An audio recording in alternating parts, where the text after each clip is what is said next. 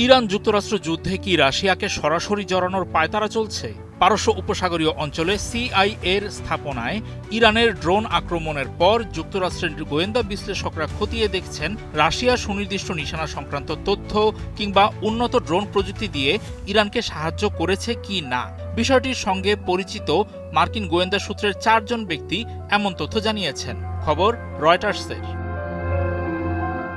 ওইসব ব্যক্তি জানান, সিআইএর স্থাপনায় এসব হামলায় রাশিয়ার সম্ভাব্য সম্পৃক্ততার বিষয়ে মার্কিন গোয়েন্দা কর্মকর্তারা এখনও কোনো চূড়ান্ত সিদ্ধান্তে পৌঁছাননি। তবে হামলার নিখুঁত কার্যকারিতা ও আপাত নির্ভুলতা, সেই সঙ্গে ইরানের প্রতি রাশিয়ার সামগ্রিক কারিগরি সহায়তার বিষয়টি তারা সম্ভাব্য প্রমাণ হিসেবে তুলে ধরেছেন।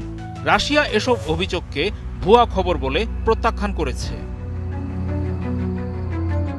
রয়টার্স ও অন্যান্য সংবাদ মাধ্যমের প্রতিবেদনে বলা হয়েছে, মার্চ মাসে সিআইএর অন্তত 2টি স্থাপনায় আক্রমণ চালানো হয়। এর একটি ছিল সৌদি আরবের রিয়াদে মার্কিন দূতাবাসে সিআইএ স্টেশন এবং অন্যটি ছিল পূর্ব ইরাকে।